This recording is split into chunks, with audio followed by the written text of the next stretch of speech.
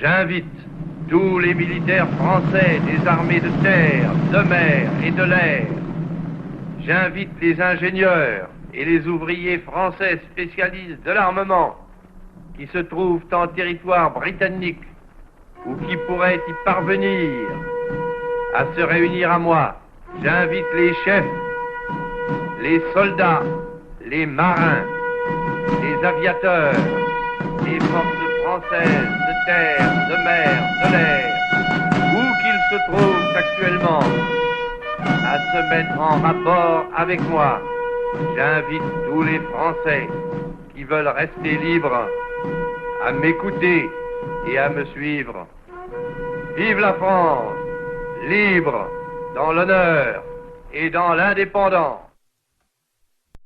On va honorer Romeo Antoniotti, qui est enterré ici.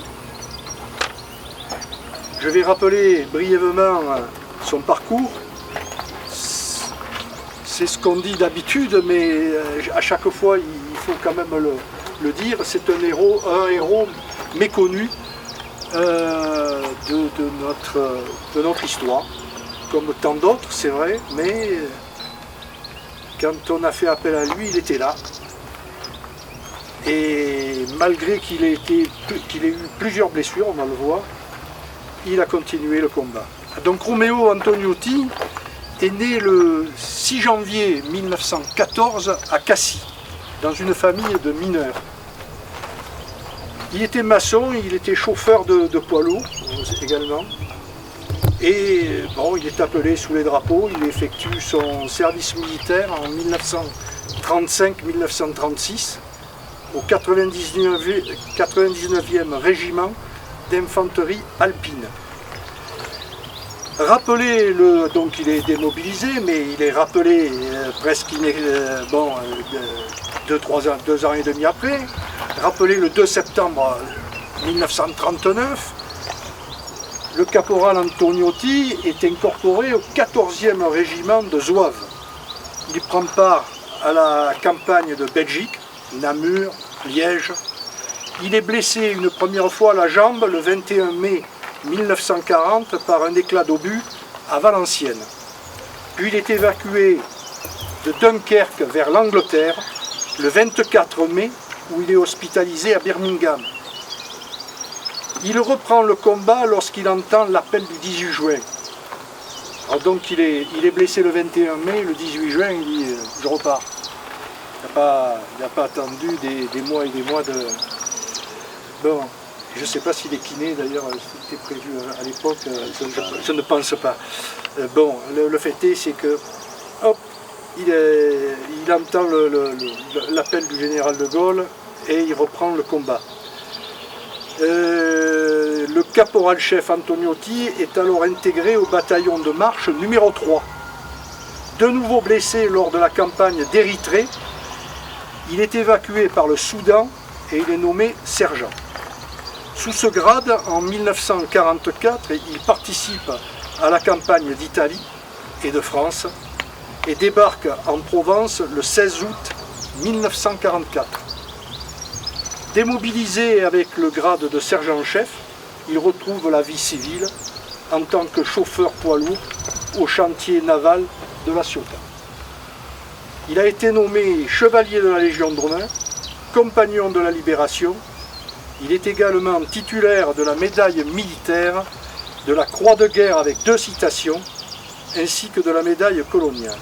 Décédé en 1990, il est enterré dans ce cimetière, dans un tombeau de famille.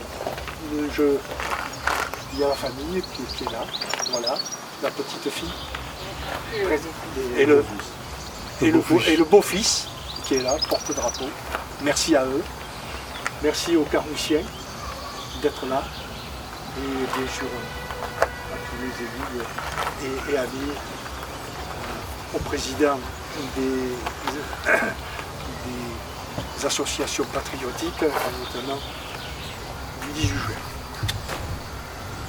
C'est le jour. Et oui. Et attention à la marche. Et là, il faut complètement renverser. Ah oui, Le ruban est de l'autre côté. Et voilà, on le met là. Je crois que c'est le plus simple. Voilà. Là. Voilà.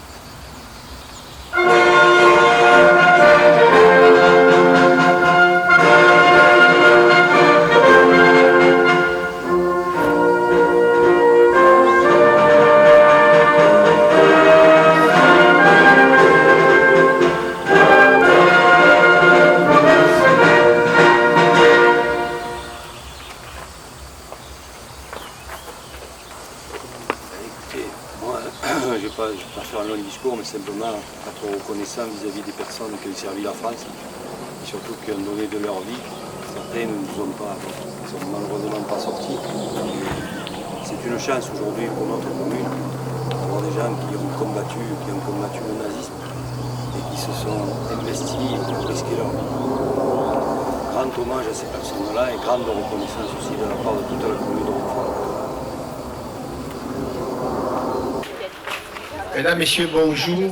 Veuillez prendre place, s'il vous plaît.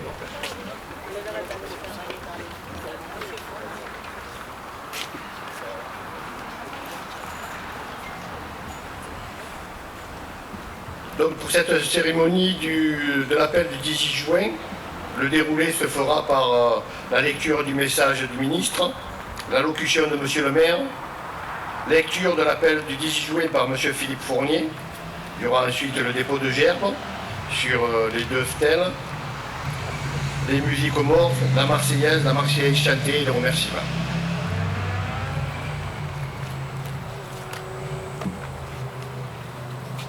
Après que la France ait perdu une bataille, alors que l'ennemi avait submergé son armée et que son gouvernement se résignait honteusement à la défaite, un homme alluma une flamme.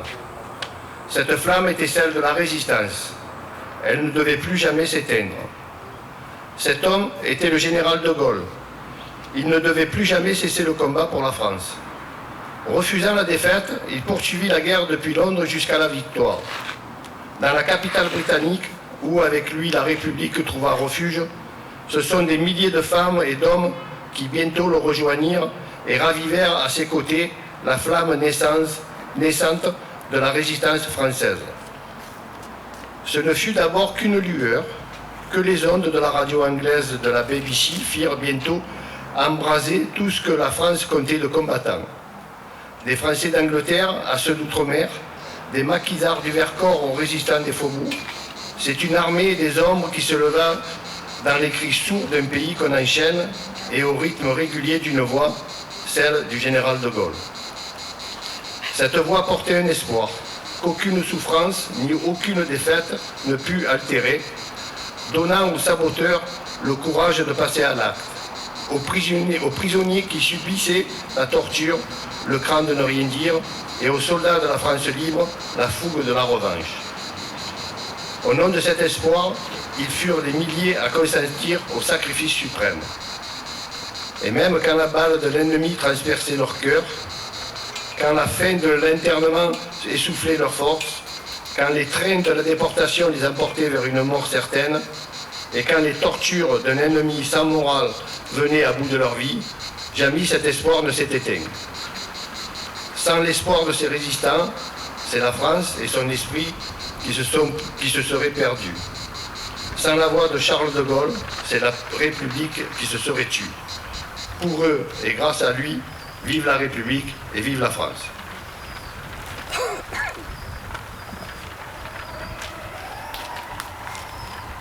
vais d'abord commencer par les remerciements. Je voudrais m'adresser mes premiers remerciements à M. Philippe Fournier, président de l'association de l'appel du 18 juin. M. Philippe Monnier, responsable du comité communal Feux de Forêt. Madame, la membre du comité Feux de Forêt. Monsieur lieutenant Emmanuel Bassuel, représentant le chef de centre de Roquefort-la-Bédoule. Mesdames et messieurs les sapeurs-pompiers. Messieurs les représentants de la police municipale, messieurs les porte-drapeaux, monsieur Roger Cléry, représentant monsieur Diego Flores et les représentants des anciens combattants et victimes de guerre, monsieur Gérard Fanti, représentant l'association républicaine des anciens combattants, monsieur Guy Raymond, président des forces françaises en Allemagne et en Autriche, monsieur Michel Rabert, président du Souvenir français, mesdames et messieurs les élus. C'est un peu long parce qu'il y a du vent.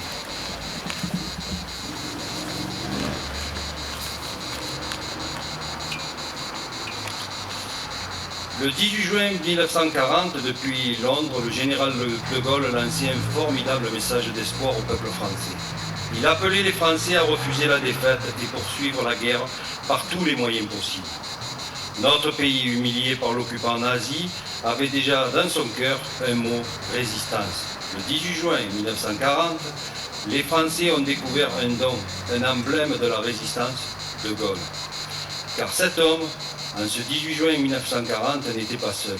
Il était le premier. Il n'allait pas tarder à être rejoint par celles et ceux qui animaient le même désir de voir notre pays libéré de la joug de l'occupant. Pour des millions d'hommes et de femmes, le combat ne faisait que commencer. Point d'uniforme pour ces soldats de l'armée des ombres, mais une arme absolue, la foi en la liberté. Combien de ces soldats de clandestinité ont payé par le sacrifice suprême de leur vie cette liberté que nous goûtons aujourd'hui? Comment ont-ils pu trouver la force de lutter contre la barbarie nazie, si ce n'est en puisant au plus profond de l'âme française le rejet de toute forme d'esclavage?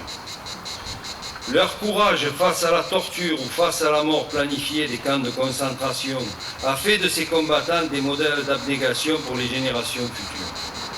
Rendons hommage à ces résistants qui ont trouvé avec le général de Gaulle à la fois l'espoir et l'honneur qu'une lutte inégale avait un temps obscurci.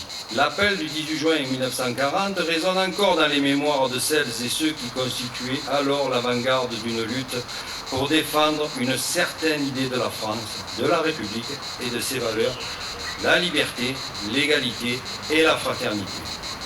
Au-delà des clivages, nous sommes toutes et tous, par-delà nos différences sociales, culturelles, religieuses, philosophiques, les héritiers de cet appel du 18 juin.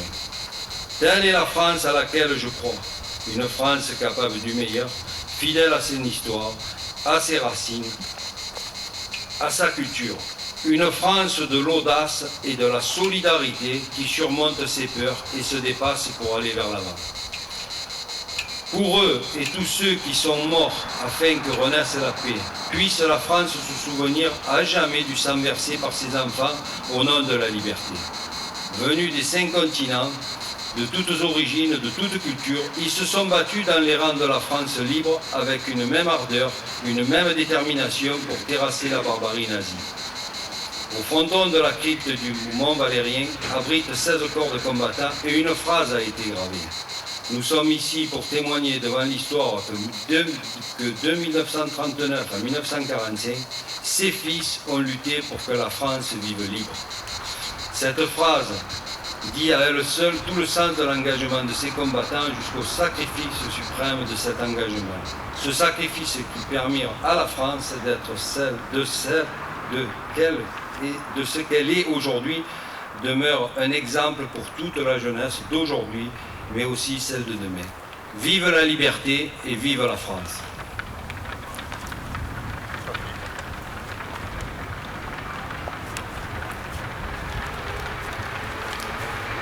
Lecture du texte de l'appel du 18 juin 1940. Les chefs qui, depuis de nombreuses années, sont à la tête des armées françaises, ont formé un gouvernement. Ce gouvernement, alléguant la défaite de nos armées, s'est mis en rapport avec l'ennemi pour cesser le combat. Certes, nous sommes submergés par la force mécanique, terrestre et aérienne de l'ennemi. Infiniment plus que leur nombre, ce sont les chars, les avions, la tactique des Allemands qui nous font reculer. Ce sont les chars, les avions, la tactique des Allemands qui ont surpris nos chefs au point de les amener là où ils en sont aujourd'hui. Mais le dernier mot est-il dit? L'espérance doit-elle disparaître? La défaite est-elle définitive? Non. Croyez-moi, moi qui parle en connaissance de cause, et vous dis que rien n'est perdu pour la France. Les mêmes moyens qui nous ont vaincus peuvent faire venir un jour la victoire. Car la France n'est pas seule. Elle n'est pas seule. Elle n'est pas seule, elle a un vaste empire derrière elle. Elle peut faire bloc avec l'empire britannique qui tient la mer et continue la lutte. Elle peut, comme l'Angleterre, utiliser sans limite l'immense industrie des États-Unis. Cette guerre n'est pas limitée au territoire de notre malheureux pays. Cette guerre n'est pas tranchée par la bataille de France. Cette guerre est une guerre mondiale. Toutes les fautes, tous les retards, toutes les souffrances n'empêchent pas qu'il y a dans l'univers tous les moyens pour écraser un jour nos ennemis. Foudroyés aujourd'hui par la force mécanique, nous pourrons vaincre dans l'avenir par une force mécanique supérieure. Le destin du monde est là. Moi, général de Gaulle, actuellement à Londres, j'invite les officiers et les soldats français qui se trouvent en territoire britannique ou qui viendraient à s'y trouver, avec leurs armes ou sans leurs armes. J'invite les ingénieurs et les ouvriers spécialisés des industries d'armement qui se trouvent en territoire britannique ou qui viendraient à s'y trouver, à se mettre en rapport avec moi. Quoi qu'il arrive, la flamme de la résistance française ne doit pas s'éteindre et ne s'éteindra pas. Demain, comme aujourd'hui, je parlerai à la radio de Londres.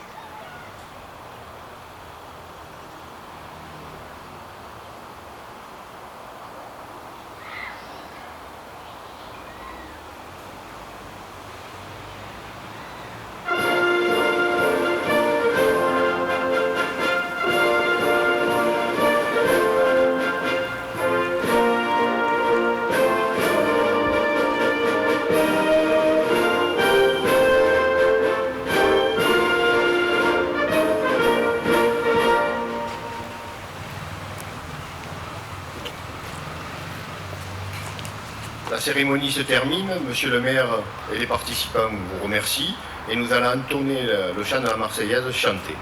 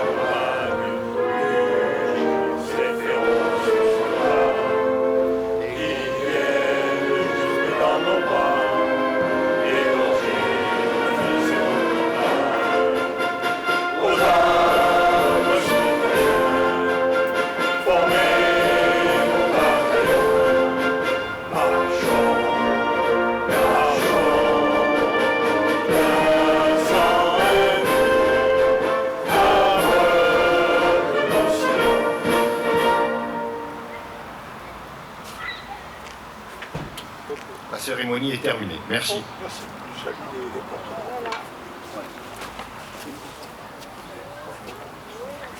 Un petit mot avant de nous quitter, qui est quand même assez important.